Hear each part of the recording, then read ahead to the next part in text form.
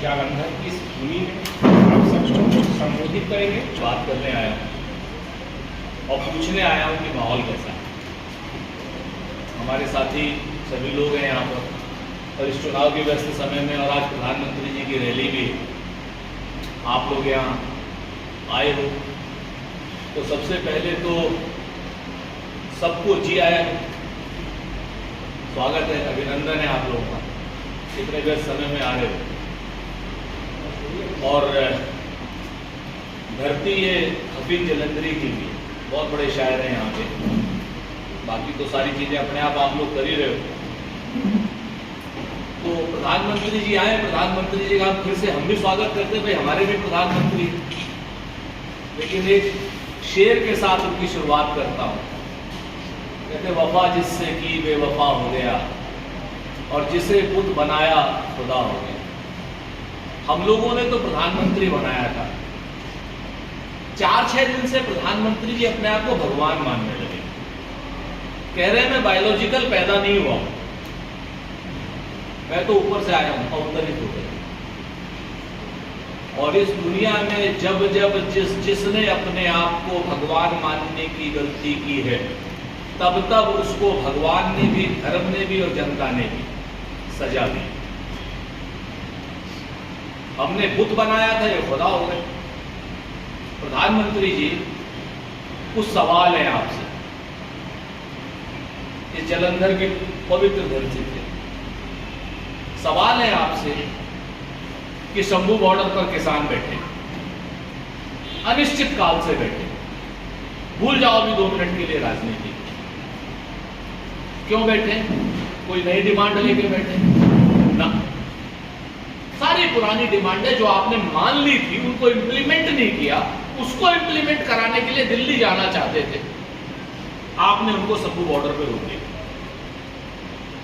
Shambhu border पे क्या लगाया? कील लगाई, कांटे लगाए, आंसू गैस छोड़ी, बड़े बड़े बोल्डर लगा दिए। मैं और आप, मैं पत्रकार साथियों से मैं चुनौती दे रहा हूं, आप लोग जाओ सड़क पे एक बेलचा मार दो, तुरंत अंदर हो जाए। एक बेलचा मार दो सड़क, इन्होंने पूरी सड़क खोल डाली। क्यों? क्योंकि किसान दिल्ली ना जा सके। दिल्ली क्या नरेंद्र मोदी जी के बाप की है या भाजपा के बाप की? और मेरे किसान क्या कोई अतवादी हैं?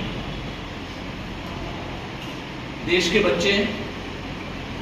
वो क्या मांग रहे हैं कि जो आपने डिमांड करी थी पराली जलाने के कानून में पर्चे दर्ज नहीं करोगे, उसको इंप्लीमेंट कर दो।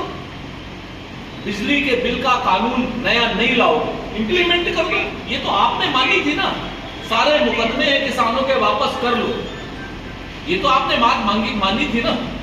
उसी को याद दिलाने के लिए अगर किसान दिल्ली जाना चाहता है तो उसके रास्ते में कील कांटे, ये वो, आंसू गैस, शुभकरण की मौत, शहीदी कर दी शुभकरण की। और 250 किसान ऐसे में मिलके आ रहा हूं परसों, जिनकी आंखें खराब हो गई, इतने आंसू गैस छोड़ी, आंखें खराब हो गई। मैं सच बताऊं आपसे, मेरा थोड़ा सा यहां से और भी एक अलग सा भी नाता है। पटियाला में मेरी नानके, इसलिए बचपन से आता है, तो यहाँ की खेती को, किसानी को, नातेदारी को, रिश्तेदारी को, सबको समझता हूं। तो 250 से ज्यादा किसान इस समय आंख की प्रॉब्लम है, कोई उसकी बात नहीं। प्रधानमंत्री जी कल भी आए, एक शब्द नहीं बोला। प्रधानमंत्री जी आज भी आ रहे हैं, एक शब्द नहीं बोल रहे हैं। पता नहीं क्या क्या बात मारी जा रहे हैं, कभी भारत, कभी पाकिस्तान, कभी अफगानिस्तान, कभी कुछ अजीब सी बात कर रहे हैं प्रधानमंत्री। अब पंजाब की सरकार को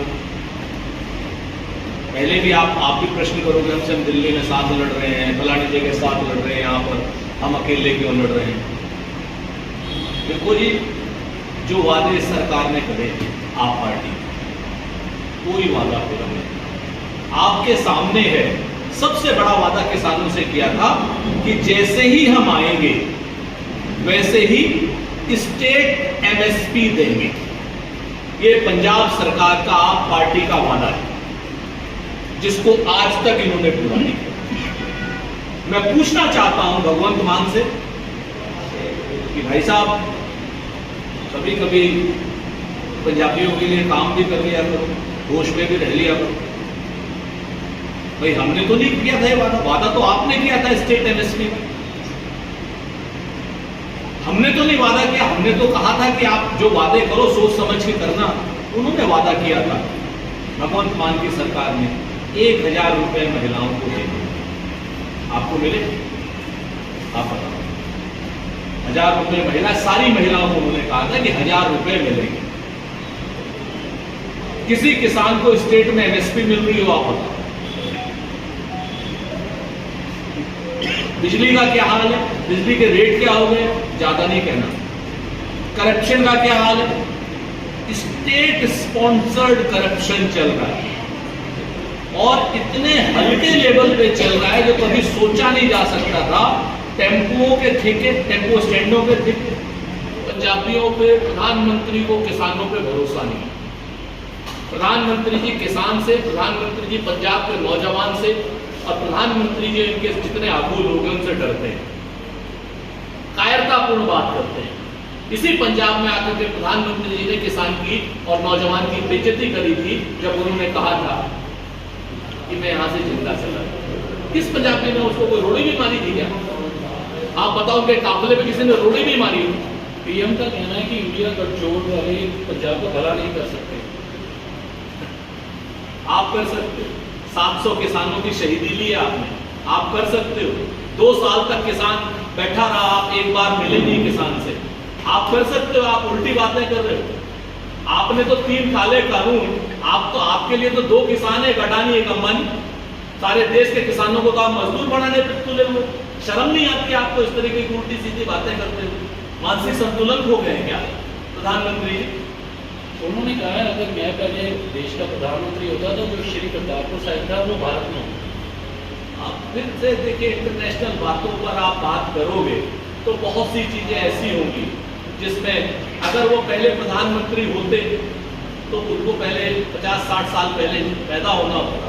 उनको फिर गुरु गोवलकर को, हेगड़ेवार को, मुंजे को, श्यामा प्रसाद मुखर्जी को और क्या नाम, दीनदयाल उपाध्याय को अंग्रेजों की चाटुकारिता और दलाली करने से रोकना होगा। में देखिए तो पंजाब के बच्चे भी तो उसी में होंगे। अग्निवीर की योजना हम रद्द करेंगे, फौजी बनाएंगे दोबारा, तो पंजाब के भी बच्चे होंगे ना उसमें। तो तोहफे तो इस समय राष्ट्र का इलेक्शन है जो हमारा घोषणा पत्र है। पंजाब में अगर हम 1 लाख रुपए यहाँ की गरीब महिलाओं को देंगे तो 8,500 रुपए महीना आएगा, तो पंजाब की महिलाओं के लिए भी आएगा।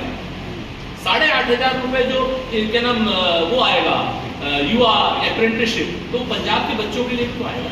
सर एक चीज में देखिए तो पंजाब के बच्चे भी तो उसी में होंगे। अग्निवीर की योजना हम रद्द करेंगे, फौजी बनाएंगे दोबारा, तो पंजाब के भी बच्चे होंगे ना उसमें। तो तोहफे तो इस समय राष्ट्र का इलेक्शन है जो हमारा घोषणा पत्र है। पंजाब में अगर हम 1 लाख रुपए यहाँ की गरीब महिलाओं को देंगे तो 8,500 रुपए महीना आएगा, तो पंजाब की महिलाओं के लिए भी आएगा। 8,500 रुपए जो क्या नाम वो आएगा युवा अप्रेंटिसशिप, तो पंजाब के बच्चों के लिए भी तो आएगा। सर एक चीज